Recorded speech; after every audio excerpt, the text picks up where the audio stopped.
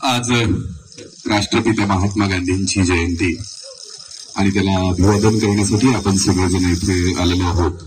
खरोखर राष्ट्रपिता आपण म्हणून ज्यांना म्हणतो असं हे महान व्यक्तिमत्व आपल्या देशात झालं. आपल्याला स्वातंत्र्य मिळवून देण्यासाठी ज्यांनी अहिंसेच्या मार्गाने आंदोलन करत सामान्य जनांना इंग्रजांच्या विरुद्ध उठाव करायला लावत हे जे स्वातंत्र्य आपल्याला मिळवून दिलेलं आहे ते अमूल्य स्वातंत्र्य आज अनुभवतोय, जगतोय.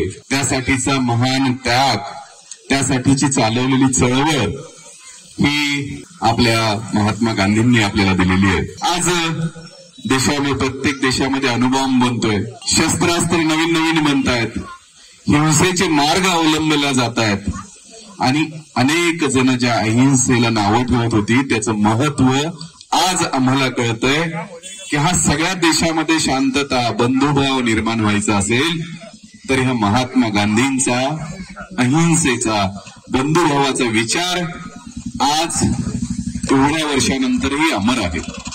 मंडळी, आम्ही अभिवादन करतोय, पण खऱ्या अर्थाने अभिवादन कशाचं राहील तर आज आपण बघतोय की आपल्या देशाची अर्थव्यवस्था आहे, जीडीपी आहे, हे सगळं 100 वर्षापूर्वी आम्हाला ज्यांनी सांगितलं ते महात्मा गांधी.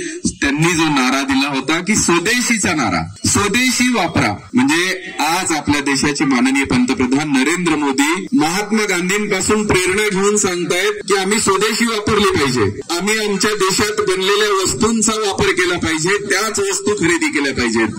मला वाटतं आज आम्हाला अमेरिकेच्या ट्रम्पनी आमच्यावर बंधने घातली आहेत का तर आमचा माल तिथे जाऊ नये. ते आमच्या हातात नाही, पण आमच्या हातात आहे की आमच्या बांधवांनी बनवलेलं उत्पादन, आमच्या बांधवांनी बनवलेलं आमच्या देशात तयार झालेल्या वस्तू ह्या आम्ही खरेदी केल्या तर आम्हाला कोणत्या देशावर अवलंबून राहावं लागणार नाही. आणि याचं मूळ आहे ते महात्मा गांधींच्या स्वदेशीच्या विचारामध्ये.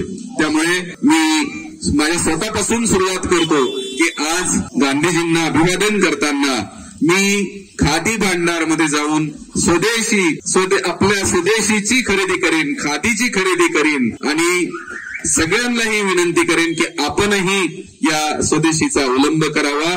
तीच खरी आदरांजली महात्मा गांधींना असेल. धन्यवाद.